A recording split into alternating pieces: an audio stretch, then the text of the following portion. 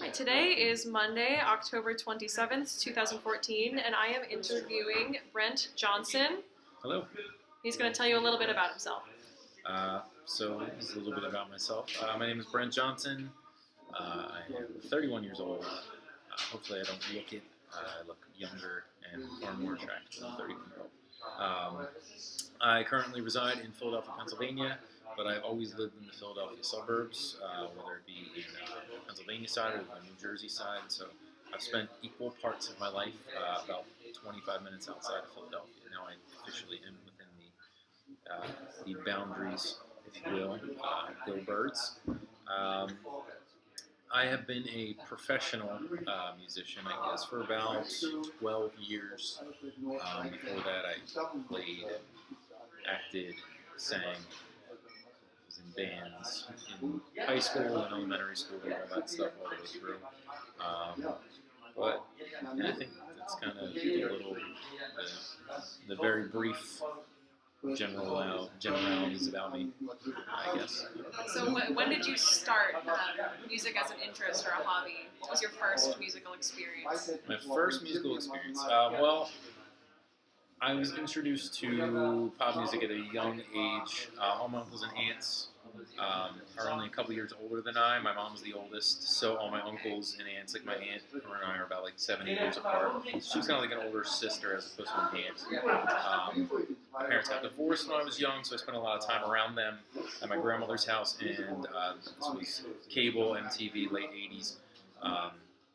So some of my uncles were Bruce Springsteen fans, and then my aunt and my uncle were Guns N' Roses, Def Leppard, Motley Crue, Skid Row, any bad 80s hair metal band my aunt was into.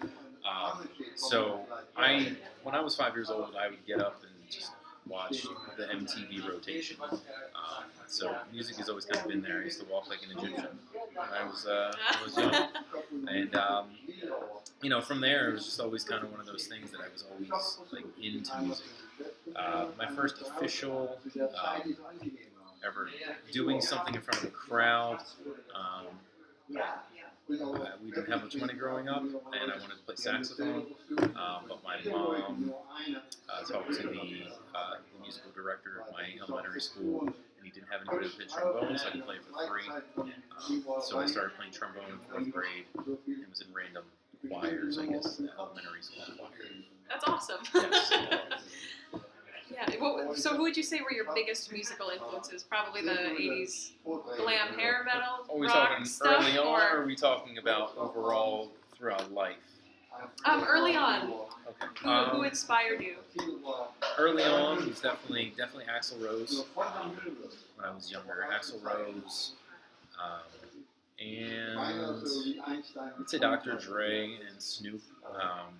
When I was hitting my teens, my late adolescence, early teen years, I wore a lot of Raiders gear and a Red Sox hat because I listened to The Chronic and Doggy Style way more than I probably should have for an 11 or 12 years old. And around that time too was when the grunge era exploded. So Green Day, Nirvana, obviously. Just all the alternative bands, Stone Temple Pilots, Weezer. I used to have this back in the old days. Cassettes are back now, because hipsters are cool. But back, us original hipsters, when we didn't have CDs yet, where CDs were like $25 a CD. This was like in the 90s, it was a lot of money. I had this briefcase with all these tapes in it. For once in life, I was the coolest kid in school because I had the most amount of tapes in my briefcase, if you will. And you did it before everyone else. That's right. So I'm the original hipster. You can hate all you want. Yeah, so early on, just a lot of alternative hair metal bands. The Boss always has been part of my life. Bruce and I have grown up together. He's like a fourth father to me. So yeah, just all that, and then once middle school came, tons of hip hop influence. Particularly the Wu-Tang Clan. Yeah, Wu-Tang Clan tattoo. There. Oh, there you go. Right there. Don't know if that was a good decision, but it's there, so I might as well talk about it. Yeah, absolutely. Yeah. Well, I mean, if it's affected you enough that you've made it into a tattoo, that's significant. Yes. So when in your life did you decide to make music more than just a hobby? Probably sophomore year Of high school or of high college? school. Um, at that point, so I wanted to give up instrumental music my freshman year because I wanted to be cool and play sports. You didn't want to be a band geek. That's true. I was like, screw this hippie, I'll sing. I was in the high school choir before I was in high school. We kind of had an accelerated program. So I was in the glee club in middle school. Any of the good singers were allowed to sing with the high school choir for the spring concert. I got chose to do that. We did, let's see if I can remember. I know How Am I Supposed to Live Without You by Michael Bolton. Lullaby by Billy Joel. It's one of my favorite songs ever. Me too, actually. I want to say, no, Polly Wolly Blue is not great. Just some old standards. I wish I could remember them off the top of my head. But so going into high school, I was like, I'll do choir. Forget the instrumentation. My mom was insistent at the time, so I joined the marching band. I was definitely the rebel of the group. I remember the first time they told me, okay, you're going to learn this music, and then you're going to memorize it, and then you're going to march this drill we're going to teach you. And I looked at my instructor and told him to flip off and then walk off the field. But by the end of the week, I was already being applauded for my aptitude for it, et cetera, et cetera. Yeah, that one time at band camp. Yes, we could sit here and just tell hours of band camp stories. But I guess the turning point for me was the winter of freshman year. We did a joint production of How to Succeed in Business Without Really Trying. Nice. And I got to be part of Blood From. Oh, great. I used this really annoying voice when I auditioned, and they got me the show, and I loved it. It was just a really big outlet for me. It was fantastic. And then just at that point, we had multiple choirs and multiple bands. We did 2 productions that year, and I was in all of them. And then when sophomore year came, it kind of became like freshman year was that I'm rebelling against this thing. Me and my music teacher, Mr. David Thomas May, one day he was driving me home from band practice one night, and he was like, you don't know it, but what you're looking for, the things you're looking for in this hall, you're just referring to the band hall. He's like, you haven't admitted it yet, but eventually this is where it's at. I was like, oh yeah, sure, whatever. But I guess sophomore year is the most awkward year of my life. I could just talk, we talked forever about sophomore year. If you ever want to do a program or a project about sophomore year, hit me up. But that was the year we did Chorus Line, and I was Paul San Marco, and that was like the lead, even though there's not really a lead in Chorus Line. And I was like, I can do this. I want to do this. And that was when I was like, I'm going to be a musical theater. Yeah. I didn't have all of the talent per se. I was a rough around the edges. I was a smoker. I started smoking when I was 13. So it kind of put me behind the 8 ball, or kind of affected my voice at that point. But I had more determination and heart than I knew what to do with. And that kind of got me over some of my limited physical ability at the time, I guess I would say. But that was when I was like, I want to do this. I want to do this. I want to be a musical theater guy. Okay. So I kind of started setting my course for that. This is a totally biased choir college question, but how do you think being in the high school choir affected your future musical choices, ideas, musicianship? It sure taught me a lot. I love choir. I was I was kind of a standout. And I have a really loud voice. I project way too much. So I had to learn how to kind of tone it back. But you kind of work as a team. You hear music that you never really knew existed. One of my favorite songs to this day is a acapella rendition of a song called Silver Swan, and Orlando Gibbons. I just love that song. It's just beautiful. I could sing it to this day, and just these, that, or we would do old, black gospel hymns, and we would do just all sorts of different stuff. Mr. May was really good at trying to get us all over the board. Some choirs just pick, all right, what's popular? Let's do some old pop hits. We would do some pop hits, but he really kind of rounded out. And then because I was in the different choirs, we did different styles. I love the Christmas concerts. We would always do like a traditional song for Hanukkah. There are very few. Yes, very few. I can remember them, yeah. I love it. We did an African Noel, which was really cool. So we would hit all these different things. It was just really neat for me because I was, especially at that time in my age, or in my life, I was very unity.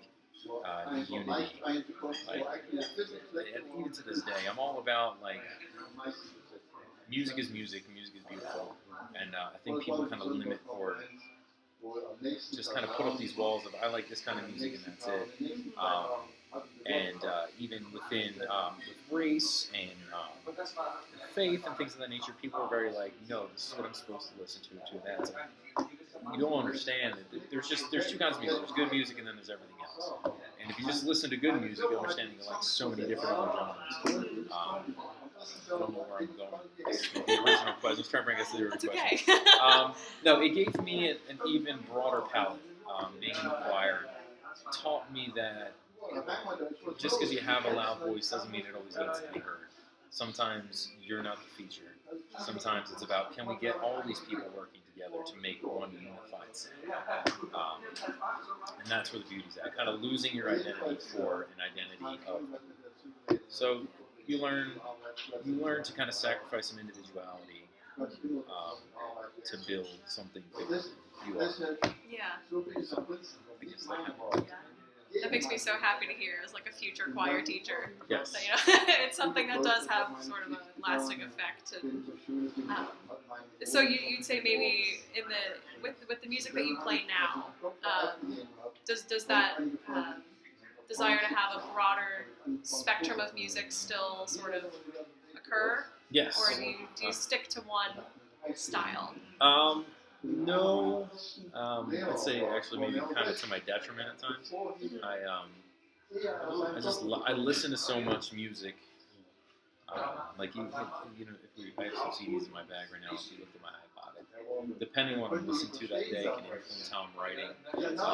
No matter what I listen to, you can tell that I listen to tons of hip hop growing up. So no, and for me, with my original music and the project that I do, the whole goal of it was not so much about the individual or the person. It was about, so it's called Linchpin Lullabies. The whole crux or the whole point of the project is, what if you have 3 minutes left in your entire life and you had one song to say? Whether it was you wanted to tell somebody, you wanted to teach somebody a lesson, tell somebody a story, give your kind of your last hurrah. What would you say? And sometimes that's for different people, different places. It's not going to sound the same. It's not going to be it's a singer-songwriter song. It's this. Yeah. It can be different, varied. Sometimes it's going to be really happy. Sometimes it's going to be really sad. Sometimes it's going to be a song about just life. So when I write now, it's kind of all over the place. You can tell that I listen to a lot of alternative and punk rock and a lot of hip hop and a lot of traditional singer-songwriters. That kind of goes a little this way or a little that way. Yeah. Might hurt me a little bit because it's hard to find. It is what it is. Can you talk about your sort of life as a band member from your first band to where you are now? Yes. Okay. So the first official band I was in, it was a band called Speculum, which, yes, ladies, was what you think it is.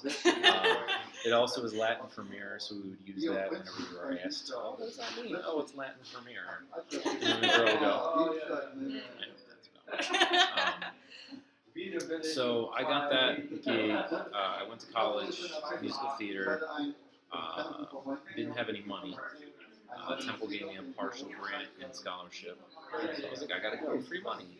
But I had no idea what I was doing. I went, I asked them for more money. They said no. I had no idea about student loans. My parents never went to college. So I just kind of was like, oh, we'll just bill me later. And then they were like, give us money now or go home.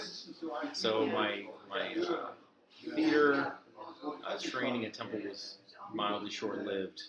I went home, was just working a couple jobs, went to a party where my friends were at. They had a band when we were in like middle school, high school, that they would play out of local under 18 stuffs, and they were trying to kind of restart, and they were looking for singers. So they were trying out, and the bass player Clint and I grew up together. We were friends. We actually did a song in our senior talent show together. We did Outside by Stained. Oh, yeah. Yes. So I tried out, and I didn't think I was that good, but obviously I was better than everybody else, so they offered me the opportunity. And at that point, that's when I stopped smoking, because I was like, if I'm going to do this, I really need to take care of myself. So I stopped smoking cigarettes. I didn't give up everything else at that point in my life. But I stopped smoking cigarettes. We were practicing 3 times a week, trying to learn 50 songs so we could go out and be a cover band. And got our first gig St. Patrick's Day weekend, 2003. And at that time in my life, I was very influenced, or not necessarily influenced, but it was definitely a product of my time of kind of, I want to stick it to the man. I want to tell everybody out there what's really going on. Lift my middle finger to everybody that ever picked on me or doubted me or anything like that. And I'm going to be the greatest thing in the entire world. And be rich and famous. Smoke lots of weed in a jacuzzi with lots of women around me, just like B.I.G. talking to. So that was the goal. And you would have been how old at this point? I was 18, 19. 18, 19-year-old trying to take over the world. Thought it was the greatest thing ever. If you saw some of the writing now, not so much, but I believed it hard enough that I guess other people believed it. But we had our first gig, and we invited all our friends out. Some with fake IDs, and the other ones that actually had real IDs. And people were surprised that we were actually pretty good. So we took the money from that first gig, and we recorded an EP the next day. Oh, wow. Yes. So we went, and it was, it's interesting. I have it. Definitely rough, but you could hear some promise in it. And that's how Spikeland was born. Played on the weekends at that point. A bunch of 3 19-year-olds and a 21-year-old lying about our age, getting completely wasted, and but bringing people out and having fun. And we caught the attention of a couple local Philadelphia booking agents who were trying to bring us in under the fold. We didn't understand the game at that time. Right. And, we also thought we were way better than we were. So we tried to counter-offer. They counter-offered back, and we were like, shh, what if we get rich and famous? They're going to have us forever. Again, not understanding how the thing worked at all. Yeah. So we ended up kind of like, not burning bridges, but definitely, not going over bridges we could have gone over easily and learned from. So it was kind of, it was all very DIY. I did all the flyers. Clint did all the booking and the business, and I was kind of like the stage leader. Like, hey, this is what we should do. We should do these songs. This is how we should do it. I've always kind of been just the big idea guy. Right. I always need somebody to take care of the day-to-day, the boring stuff, the calling, the booking, and all that. So it was a nice relationship. But Clint was kind of the business guy. I was kind of the idea band guy. People guy. Yeah, I was the stage leader. He was the behind-the-scenes leader. It worked out well. So that was the first band. Okay. And where are you now? Where am I now? Tomorrow I have an audition for a band. you might be seeing this posthumously. Well, not posthumously, but post-interview, so I may be in said band, if not trying to get in another band while doing my original work. The new band would be another cover band. We'd be playing about 12, 14 times a month. Well, that's a lot. Yeah, it'd be nice to be back to playing, 150 plus gigs a year, probably more in the summer than down the shore. And then, would actually be nice, even though I'm spending more time playing other people's music, because I would have financial backing for my own stuff. Because I don't know if anyone knows out there, but if you want to be an original musician, have a full-time job, and you're going to spend all of your money on it, and you're not going to see any return for a long time. But as long as you have the time and the energy, and you're young, you can still do it when you're a little bit older. It's a lot easier when you're younger. Just be ready to hustle and spend lots of money and not get much in return initially. If you are a cover musician, just hone your craft and humble yourself and just listen to other people, and you can make a living as a musician, and you won't have to you'll have free time to do other things or get a part-time job if you want, or just work on other musical projects. But as of right now, besides the audition tomorrow, I'm in an original band right now, my original project called the Lynchman Lullabies. I started it a couple years ago. Initially just started with some songs I wrote over the years. But I had that idea. The band I was in before this, I was kind of hoping we were a cover band, and I was trying to make the bridge to original. So I started playing some of the songs with them at shows. It was starting to gain traction, but just the whole makeup wasn't working out well, and towards the end it kind of dissolved. And I was like, well, I'm just going to do this myself then. And I started, and then last year I went to Nashville through some connections from some friends that are full-time touring original musicians, and recorded my EP, my first EP, the Rookie EP, available on bandcamp.com. I can post the link. I like that. And coming out shortly, I have my second EP, which is called the Silverstein EP, based on Shel Silverstein. Oh, fabulous. And it's 9 poems that I wrote with some production and fun things like that. Just some poems that I was originally going to kind of hold on to for my first LP. It would kind of be segues in between songs, or kind of break up the album a little bit. I may still do that with some of them.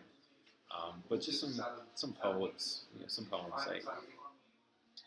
Like I said, kind of hit everything all over the place. And sometimes I just want to write, 20 bars of something. Sometimes I can't put it into a full song or an idea, but I can kind of encapsulate it right there. So, what are some of the poems that you've used? Okay. Well, let's see. Did you use Where the Sidewalk Ends? I did not. No. So the one called Shel Silverstein, or it's called Silverstein. So what I've done with the new project is every song has a name, and then it's named after a famous person. So the one that's entitled Shel Silverstein is the subtitle would be Boo Boo Grace and Eden Beans. It's about my daughters, and I just wanted to, when I was younger, I remember going in elementary school and checking out Sidewalk Ends, A Light in the Attic, and my favorite book of all time is The Giving Tree. And I would just check them out all the time and read them. And I just loved Shel Silverstein. And I wanted to write a song for my daughters, or just a poem for my daughters to let them know how much I love them. But kind of in a Shel Silverstein type of way. Right. Fun and silly. Kind of slightly over-exaggerated. But, still in the kind of way to kind of explain how much I love them in an overly exaggerated way. Right. So that would be one. I wrote one that I've been playing, I've been using out while I've been performing for a while. It's called Elton John, parentheses, Hold Me Close, Exotic Dancer. It's about it's just about a girl on stage who on the outside looks like a pro and is doing her job, but inside is just dead to everything that's going on around her. Just wants to desperately get out, but doesn't know how because she's just stuck in this lifestyle. Just based on some friends that I've known over the years, some people I know personally that have either been in that lifestyle or have gotten out of that lifestyle. And just, so some I wrote. One's called All Women, No Captain, My Captain. Just about the condition of my own heart. Just kind of begging for somebody to kind of come in and straighten it out and get it back to the original intended condition of how it was supposed to be. Bob Ross, entitled Bob Ross, and I just kind of paint a picture of the sunset. Sometimes on really crappy days, or days where I'm just so self-absorbed, I kind of look up and see the grand scape of the sky and the amazing intricate details that God has put into the way that the sun reflects off a cloud, and you get these purples and these oranges, and it's just like, God, I'm so small. Yeah. I'm so small. My problems are really, really small, and there's this beautiful picture in front of me, and I can just kind of find peace and solace in the fact that my problems really aren't that big. Look at this gigantic, amazing painting that gets painted differently every day since time began. Right. Can you talk about how religion has influenced your musical career? Sure. This is something that needs to go down in history. Okay. Not talked about enough. No. So obviously, up until a certain point in my life, I was kind of a devil may care. I'm going to run this whole thing down and rebuild it type of guy. And then, unbeknownst to myself, one day, just this nagging voice inside of my head was telling me all the things I really liked were not right, and nobody talked to me about it or told me about it. I would have advised against this voice telling me these things, things that I loved. It kind of set me on a course, which kind of led into the one band that I spent the most time with. And I would say, when I was a full-time musician, the Rockets, just a lot of things coincided with me jumping into the Rockets, where I was playing, 5-6 times a week, nonstop. And all to say that it was a ride. I went from that guy to trying to figure out who the new guy is. Then I went all the way into a super fundamentalist phase. I didn't have anybody really coaching or discipling or guiding me, so the internet was doing it, and the internet was telling me everything I'm doing is wrong and evil. So I kind of walked away for a little bit, struggled with it, knew that I was called to it, spent years after that in different bands trying to flesh it out, trying to make sure that I was pleasing people that weren't even there, trying to please an invisible chorus of people in my own mind. But now, just kind of finding peace with all of it. Francis Schaeffer really helped. He wrote a book called Art in the Bible, which really helped me kind of find this piece of I've been created, endowed with gifts by my Creator, and one of the things He's called us to is to create with Him. He's given us the opportunity and ability to create. And to do that, He's created all of us as individual different people. So nobody can tell the stories. Oh, I should probably turn that down. Technology, 2014. Yeah, gotta love it. I was made to be me so I could tell the stories that only I can tell. It's okay to not necessarily always write about this or always write about that. Again, it's kind of hard helping to find the audience because sometimes you're too Christian for some and not Christian enough for some others. Turn down the... Okay. You can't even notice. I can notice. You can notice, yeah. We just turned down the brightness so that, just in case the battery... So bright. But No, just being able to write about faith in tangible ways, but also not being afraid that if something really grasps me, to just say, I'm going to write about this. Obviously, you can kind of tell where I've been in some of it, but at the same time, some of the things I'm going to write about may be a little uncomfortable for people that think that it should only be this way, you should only sing these songs. Music is beautiful. Like I said, I got when the major changes happened in my life, I got pushed into a situation where I was doing things that most people would say, no, that's wrong. You shouldn't be doing those things. You shouldn't be singing those songs. Why would you be in that band? But no, it was almost kind of I didn't choose it. It was kind of it just happened that that's where I was placed in. And then I ran from it. Now I'm kind of at the point again where I have gifts. I'm going to use them to my best ability to try and share something that's been put inside of it that I love, and hopefully be able to just start some dialogue again, or even just show people, hey, music is awesome. People are awesome. We throw a lot of house shows for a lot of my friends that come into town that are touring full time.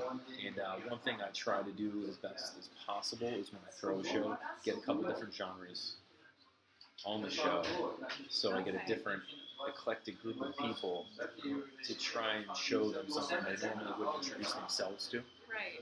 In hopes that be able to go, wow, I've never heard that before. I really like that. Or I had this preconceived notion about that, but this is actually really dope and I like it. So I'm all about still kind of burning everything down, but in a different way. Right. Like, let's just break down man-made walls and let's really explore this big, crazy, beautiful world in all its different ways.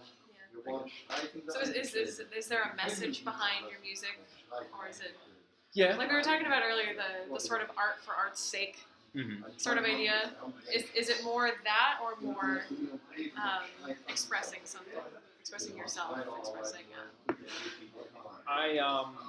I'm learning to express myself in some ways. A lot of, again, maybe kind of easier. The reason I picked the Lynch Pin Lullabies concept is so I didn't have to write about myself, because I just kind of feel like when I start writing about myself, it gets too personal. I just feel like I'm too proud. I'm learning to kind of come at ease with that, or take myself and put it into something else, or find other things in people that I can use to tell my story. So it's not necessarily, hey, look at me. I mean, that's kind of the centrifuge of rap music. Look how great, amazing, and awesome I am. So trying to stay away from the braggadocio, if you will. Good word. Thank you. I always look for a way to use that. And just try and find a way to relate to people. So that way we can hopefully, we're all going through the same stuff in different ways. So trying to find a way to connect and tell a story that maybe you're like, oh, dip, that's really neat to hear, or try and pass along a general thing, or just a general truth. Like that's all. It's mainly what I try and do is like, this is truth. Let's try and apply it well. And it doesn't mean that you can't write fun. Yeah. Fun is part of it. That's one thing that Francis Schaeffer writes about is he's talking about art, and when he was talking about it, he was talking about King David, who wrote tons of the Psalms, right? And a lot of the Psalms are these either cries to, or declarations of and conversations with the Most High. But he also at times just wrote poems about Israel and just being proud to be like, I'm Israel, holla, like it's just I'm like proud that. to be an American, just same type of stuff. Just proud, like it didn't necessarily have anything to do with that. Which it's okay to write a song. Like I wrote a song about Garden State. I grew up in New Jersey. Everybody loves to hate on New Jersey. Everybody that lives here hates to love it. I wanted to write about it. And, loves to hate it, hates to love it. It's just one of those things. You love and hate it. You hate and love it. But it's New Jersey. That's how it is. So there's nothing wrong to write that. At the same time, I mean, there's songs written about all sorts of things. There's just so many. We all go through the same struggles. So it's okay to listen. Every person, whether every CD you listen to is somebody telling their story or spitting a sermon. So you need to listen.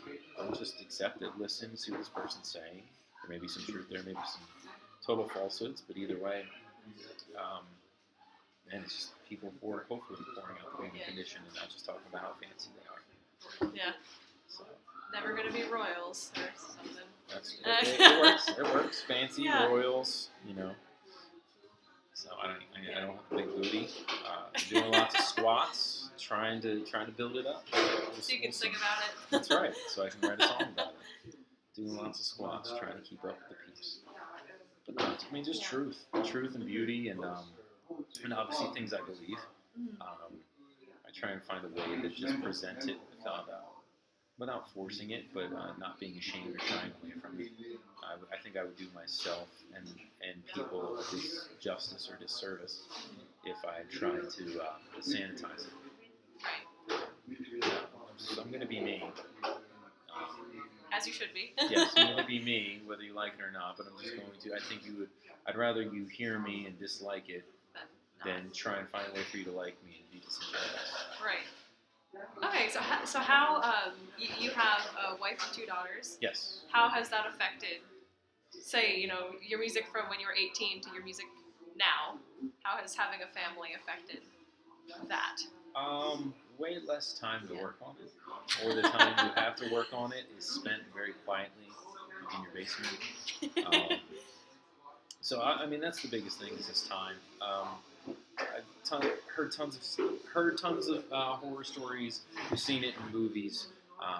You could ask kids and children of famous musicians about the relationship with their parents. Right.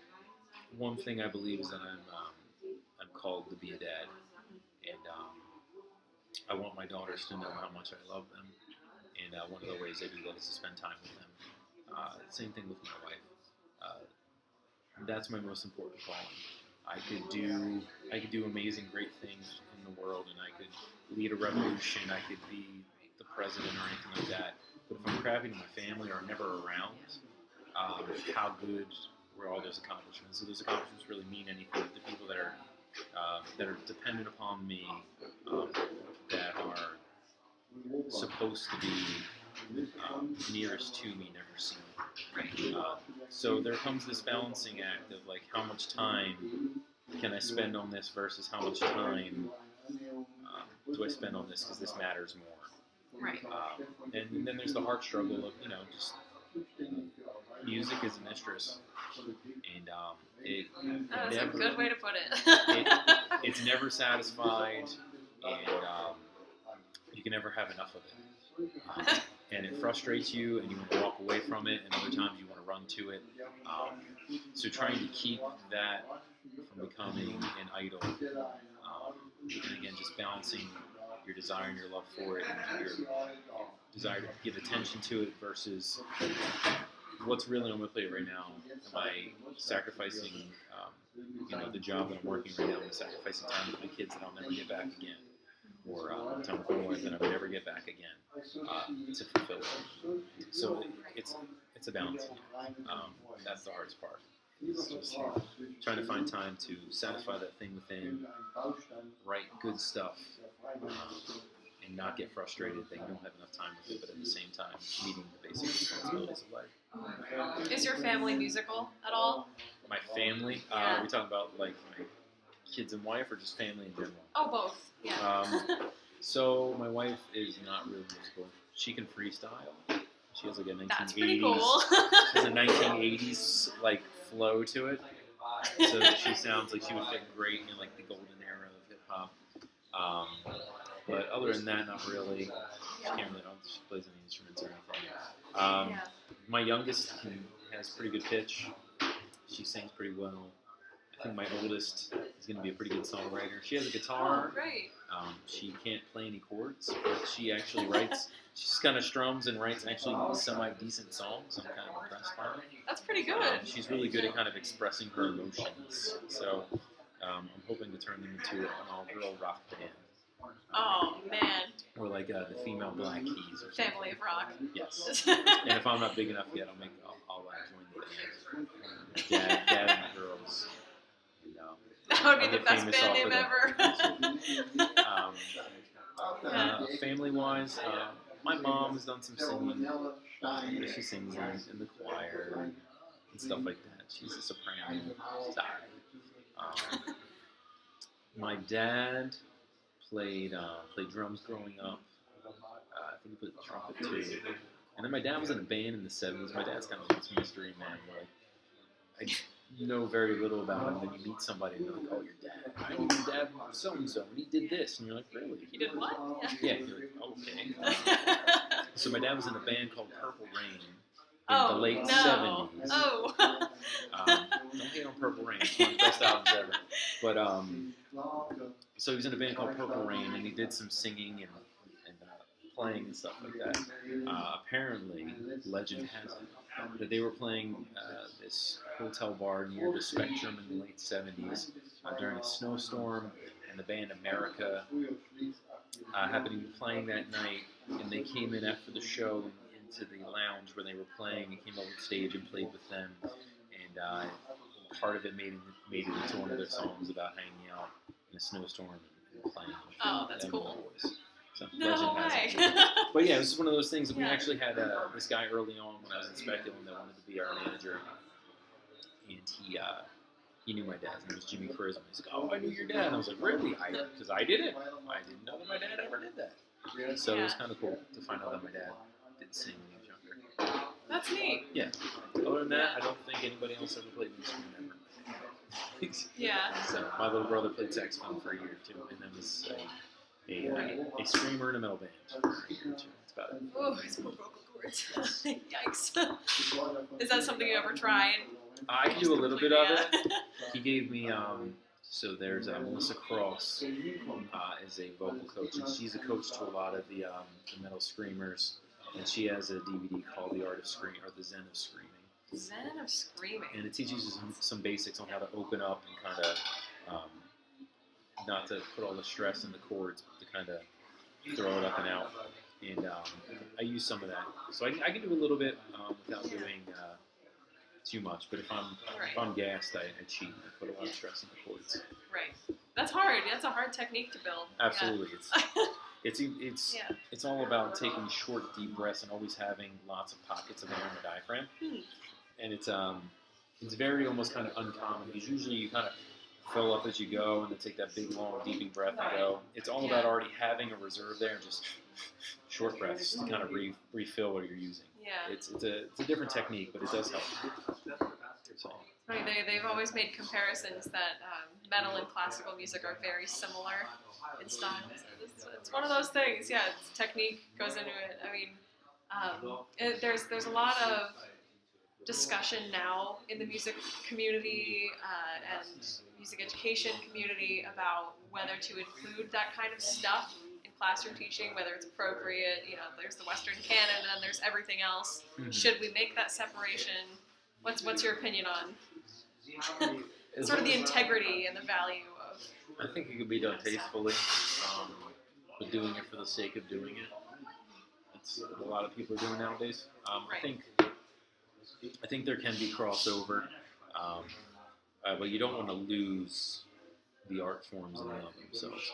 But done the right way, there can be crossover that could actually be new and exciting. I feel, I think if anything, it would hopefully maybe lend to some new genre or new styles of music. I kind of feel like we almost kind of reached the epitome, or have at least for the past few years. There's not really anything new that's come out. Right. You know, you have blues, which gave us rock and roll, which gave us metal, which gave us, screamo and hardcore music. And then there's not really anything you could do past that in rock. Same thing with hip-hop. Hip-hop kind of just went boom, and it's just kind of been stuck in the same cycle for about 14 years. That's really uncommon, because, you know, there was always offshoots and always these different avenues that music traveled, and then for the past about 20 years, music's kind of slowed down and kind of reached extremes. I think so too. Yeah, it's gotten very specific. There's the black metal, hair metal, death metal, thrash metal, but it's all metal. Right. It's just an umbrella. It's just a minor. There's nothing new. You know, for a while, American music was. You know, again, we went from jazz to the blues, and then from the blues to rock and roll, and then you do bass, and then funk, and all these different offshoots shooting out. Now we're kind of in a place where the only shoots that are coming are kind of revisionist.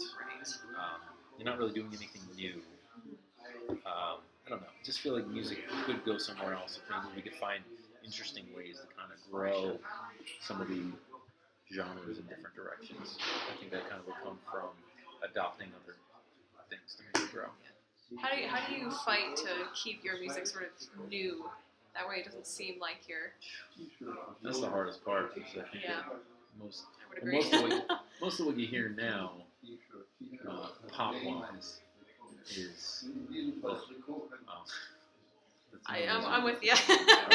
It's all kind of, I mean, it's all contrived. Right. It's the same writers that sit in a room and set formulas, so it's all very formulaic. There's nothing really new breaking through. No voices of the age per se.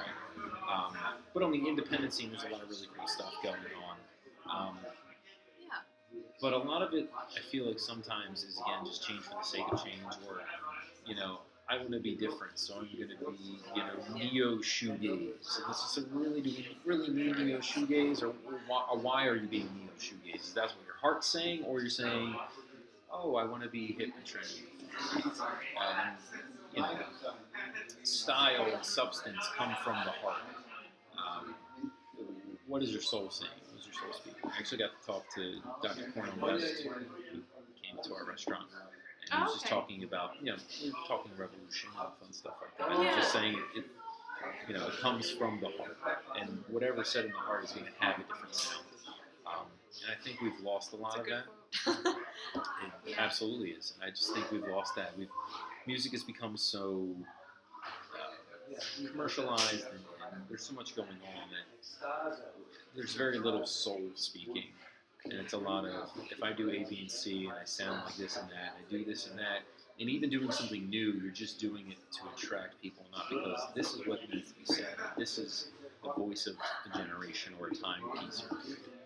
And so then it just kind of fades away. Yeah. It's not really building anything. You're just kind of building a sound. Who do you think in this sort of generation of pop or just popular music in general will stand the test of time? There was Elvis, there was the Rolling Stones. Who do you think now people are going to say in 50 years, they were great, they were good, they really had an impact? Or do you think there are any? Are we talking past 20 years, or are we just talking like recent history? Sure, past 20 years, yeah. In that case, I think the Foo Fighters, Pearl Jam, Jay-Z, Nas to a lesser extent. Nas head, but I think his latter career didn't, whereas Jay-Z grew into something bigger than he was, so his legend will continue on with him. Man, we don't make bands that last. How many bands that are torn? How many? Motley Crue just had their fifth farewell tour. Right. The Rolling Stones are on their 20th retirement tour. The Rolling Bones, yeah. Exactly. But at the same time, if there was new stuff coming out that was worth seeing. That, a perfect example is Weezer just released their newest album, but they were just doing a tour where they were playing the Blue Album and Pinkerton in full, and that's kind of this new trend where people are playing the first and second album or their biggest album, because they haven't really done anything good since then. They've tried to go the commercial route, or they weren't true to themselves and didn't release good music. The Roots, hopefully will be seen for who they are as one of the greatest, not just rap group, but literally like musical groups of history. I feel like specifically in the last two albums, they've definitely transcended the rap genre. And they're on The Tonight Show, which definitely helps. Yeah. But they just released their 10th and 11th albums, Undone and Then You Shoot Your Cousin. And for musicians to be releasing music that good, that late in their career, most people have already phoned it in or doing their third greatest hits collection with 2 new songs. and they're releasing music. I read an article. It's just kind of because they got the Tonight Show gig and they got a steady paying gig, they can do whatever they want musically, which means they can release really good music and not have to worry about selling X amount of units on that. Yeah. But they're writing music that is speaking of the plight of their culture. They're talking about it, whereas other people are afraid to talk about it because they're not going to quote unquote get on. So they have to talk about this is what you do: A, B, C, and D. The Roots, absolutely the Roots. Roots, Pearl Jam, Foo Fighters, and Pearl Jam, kind of guys that have done it their own way. They always go gold, but when was the last time they released a video? When was the last time they had a song on the radio? They found a fan base. There's people that know who they are because they write good music. Foo Fighters. Dave Grohl's found a way to stay relevant in the mainstream while also kind of doing their own thing. But man, we really don't make anything that lasts anymore. I talked to somebody who kind of talks about it, and it's true. It's all it is you get the fresh face. They have a couple singles. They're around for about a year and a half, and then you find the next thing. It's kind of lather, rinse, repeat, lather, rinse, repeat, lather, rinse, repeat. I really can't think of anybody in the past 10 years that's gonna be talked about at this point. I could be wrong.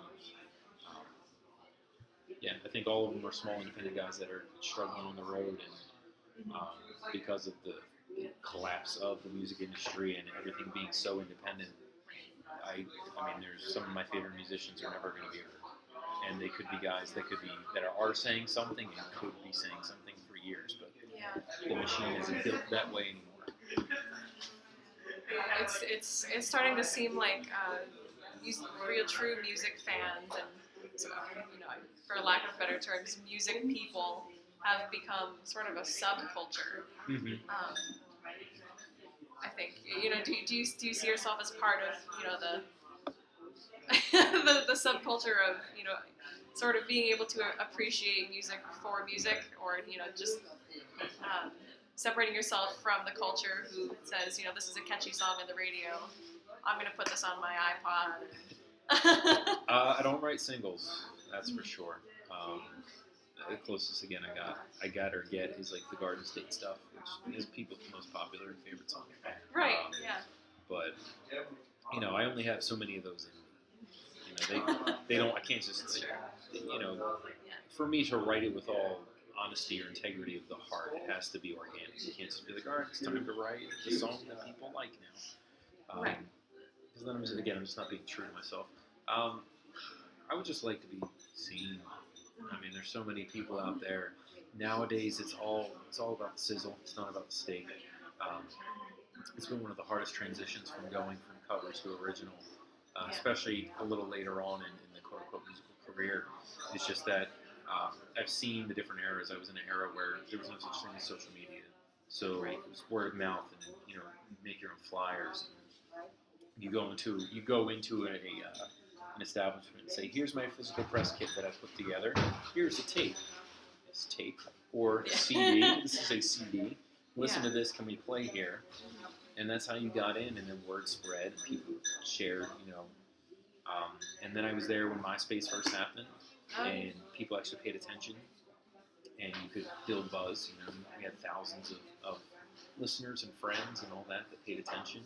I was there when Facebook first started, and people actually paid attention to what was posted, and there wasn't algorithms built in, where people would see or not see your posts, and Facebook wasn't hitting you up for $30, $40 to promote a post that you put up. That's the worst. So, but nowadays it's all sizzle. You need to have a web page. You need to have social media presence. You need to have fans before you even had your first show or before you even recorded anything. And you have to do it right. Because if you do it half-assed or you do it, if you kind of put the cart before the horse, you don't have all your ducks in a row, you're automatically behind the eight ball and you're going to get lost just as fast and you start over again with something new. It's not the old days of pushing along, eventually something's going to break. You need to be cool before cool is cool, or else people aren't going to think that you're cool. So do you think in the long run that social media has helped or hurt as a musician? The initial social media buzz helped because it was a way for people in different avenues in different places of the world to hear and see something. But it's almost kind of become its own worst enemy. Because like I said before, now you have to do these things. You have to be, I mean, there's blogs set up about it where if you want to gain this audience, you need to do this on this social media platform. And if you want to gain this audience and cross over those audiences, then you need to do these things on this social media website. And then at the same time, you have to try and find a way to find money to record and expect nothing in return. Like all music that's recorded essentially nowadays is a loss. It's true. You're not going to make anything on your music. So the whole, and you see it nowadays too, even with the major musicians. So Kanye West released Yeezus last year. It was one of the biggest selling albums in the past year. Hasn't even gone platinum. I think it's top 3 or 4 albums all year. It's at like 700,000. If he would have released Yeezus in the year 2001, it would have probably been 8 to 9 million platinum already. It's not even exaggeration. People don't buy music; they pirate, they sample, or they Spotify, where it just becomes, oh, I've listened, that's good, move on. It's on to the next one, on to the next one, on to the next one. So people don't invest emotionally in music like they used to. It's what does it sound like? Do people like it? And that's where that whole thing comes from. It's not necessarily, in the old days, you spent your money on something, so you hoped it was good. And if it wasn't, you were really angry that you bought it. You couldn't sample it. Exactly, you couldn't sample it. So there was all hope and faith that I trust that this person's single is going to give me a good example of what this album is. Yeah. Even when Napster first started and all, that whole era, it was good because people were like, oh, this is great, and it was really hard to find the full albums or find like the full copy. So it gave you a taste of, I've never heard this before. I want to go find it. And then you went to your local record store or things of that nature. And then iTunes initially, but since then, it's just kind of become a market of, here's my music, hopefully you like it, please listen to it. Yeah. And hopefully you'll come see me live. Even with the mainstream artists, they're not making music, or they're not making money on the music per se. They're almost kind of breaking even with their record labels. So that's why you see them in the tabloids, doing television shows, doing crossovers with. They have to find different avenues to make revenue. So that's why nowadays you're not necessarily a musician, you are a media star who happens to be a musician.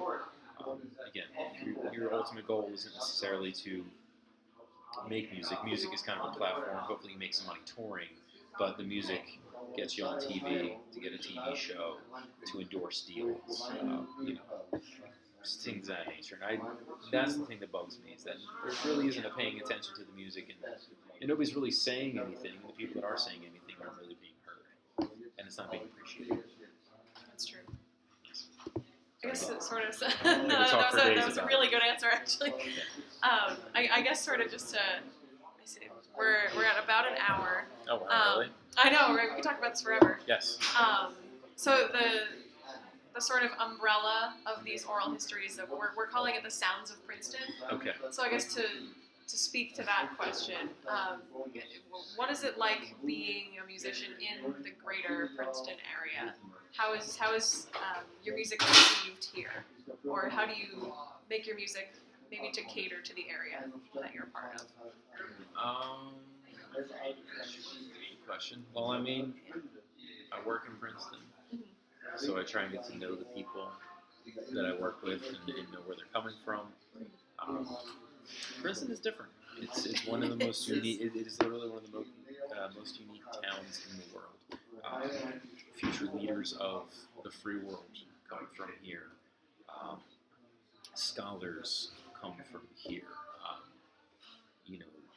People like Dr. Cornel West who are sharing opinions in the greater sphere of the media and beyond come from here. So there's a lot of different people. There's a lot of different things sometimes. What people are listening to varies greatly. I just try to get to know people, or trying to get to know people, and hopefully make a connection. Maybe I can find the common ground. It's not going to be the same for all of us. Hopefully you can find somebody who connects, and then from there, again, even though they come from different backgrounds, different places, we're all in the same struggle. It's called life. some of us are going to see it in different ways, but all of us have good days, all of us have bad days. All of us discover, find joy, all of us find sorrow. Common, universal human beings. So how do I talk to somebody who thinks that we don't have anything in common? How do you share that with them? Right. I shot the Garden State video here in Princeton. Got to shoot it at the Princeton Record Exchange, which is one of the greatest places in the world. And they were super cool about it. And that was neat. But at the same time, I don't have a CD in Princeton Record Exchange. So it's just... Yet? Yes. So yeah, I don't know. I mean, it's just trying to get to know people, and music for me has been very, you have to, everybody's a musician or an MC or a producer or something nowadays. Everybody has a hustle. So it's about proving that your hustle is pretty good. Again, it's always been when I'll play for something, people like, oh, they're surprised, because they're used to hearing so many other people doing something, that if you do something with merit, it kind of takes them aback, and they go, oh wow, okay, now I'll listen, or kind of everybody tunes you out, and then once they hear something interesting, they're like, okay, now I'm listening to what you were saying before. It's just boring shit. It's true. It's about being persistent, man. It's a marathon now. Before you could do a sprint, and if you were a really good sprinter, they would give you the opportunity to learn how to run cross country. Right. Now you just kind of run and hope that you don't grow fatigued before the finish line, whatever the finish line is. It's kind of, you're running a blind race, and you know what the finish line is. You're just kind of running and saying, all right, I know this direction will take me somewhere. Right. Hopefully it's where I need to go. Yeah. So how do you think your music has been received by the community in this area? In this community? People like it. I put the Garden State song out. They were trying to find a new New Jersey anthem for right after Sandy, and I had submitted it for that, and it was one of the top 2 most viewed videos for it. That's great. It was getting a great reception, but I don't think it's what necessarily what they were looking for. Right. Was what I was told. They were looking for something very just kind of generic rock. That's boring. More about the storm, more about the storm and the overcoming of the storm than just about New Jersey in general. But I was informed that Bruce Springsteen did hear the song, because I hold up a record of him in the video, and my dad actually got to meet him, and as dads do, we're kind of bragging, and Bruce was like, oh, which one was he? And my dad mentioned the song. He's like, oh, is that the one who holds the record of me in the beginning? He's like, yeah. He's like, oh, I really like that song. It was a good song. And that's endorsement. Yeah. So if Bruce likes your song, you must be doing something right in this area. Yeah. No, I think he's the patron saint of New Jersey. That's true. No, I think once people hear it, it's a good song. People sing along to it. I don't know if it'll ever be a single on the Billboard charts, but when people hear it, it's catchy enough. And I think if you've ever lived in New Jersey or spent more than 30 minutes in New Jersey, you can identify with the song. That's great. Yeah. I'll also put a link to that song on the, whatever you'd call the blog. The thing. Yes. Yeah. The thing. Shaped like that. Yes. I'm wearing a New Jersey hat too in the video. Right now I'm wearing my Philadelphia, one of my many Philadelphia hats. So. Gotta represent. Absolutely. Is there anything that you'd want to say in closing? Anything you want to add? Thank you for taking time out for a little old guy like me. Well, thank you for being a part of this project. Yeah, you're welcome. No, man, music is awesome. You just gotta dig. You gotta dig. Ask friends. Find somebody you know who knows music and ask them to just recommend things. That's what I've done throughout the years. If you get a new job, if you get a new social sphere of people, anything at all, just ask them, hey, what are you listening to? If there's one album that I need to listen to before I die, tell me what it is. And you go buy that album. Whether it's good, bad, or indifferent, you listen to it. One is you get to know the person that told you about it. And 2, you might find something that you never heard before, and it's freaking amazing. That's how I learned about so many people. Bell Fleck and Flecktones. Jeff Buckley. Elliott Smith. I love Elliott Smith. Me Without You is one of my favorite bands. All these came from recommendation. I would have never found these bands by myself. I was in New Social Sphere. I said, hey, how you doing? Tell me something I need to listen to right now. What if you were to give me one CD, or I need to go buy one right now? Tell me what it is. And usually never going to really be let down, because people aren't going to just throw up something kind of chumpy. They're going to give you something pretty legit. Yeah. So do learn. Learn about the history of music. Don't be prejudiced about music. Again, most of my career has been cover music. You know, I made a living off it. Again, a better living than I do as a manager. Doing other people's music. Yeah. And a lot of people frown on it in the original community, but you understand that up until the late 60s, and even in the 60s, covers were, that's what you did. You know, record companies bought songs, and then everybody on their label put out a version of that song.